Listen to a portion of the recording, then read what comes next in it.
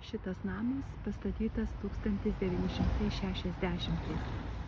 Priestatas kokią 10 metų vėliau, o šulinį įsikasė 1963. Bet dabar jis nebūtinas, kadangi yra miestelio vandentiekis.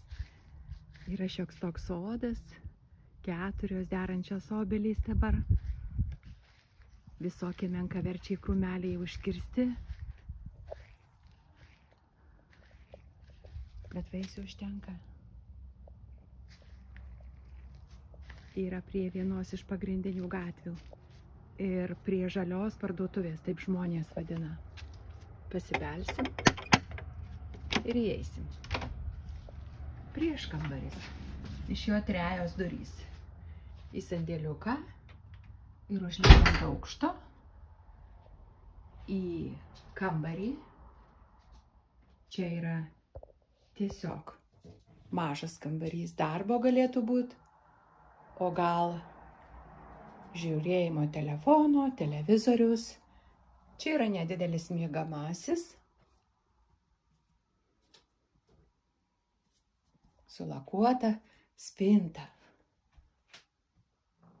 ir su veidrodžiu, ir su krosnim.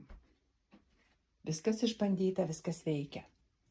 Iš miegamojo einam į mažąjį kambarį ir iš jo į didįjį, anksčiau sakytų salioną.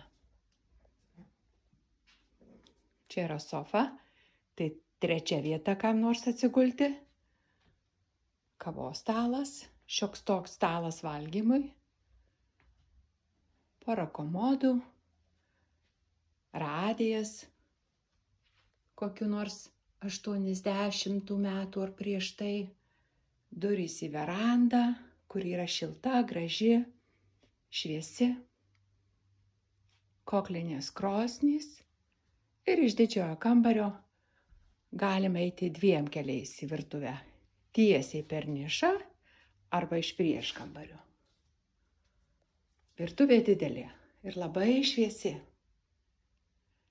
Yra mišinys senojo stiliaus ir dabartinio.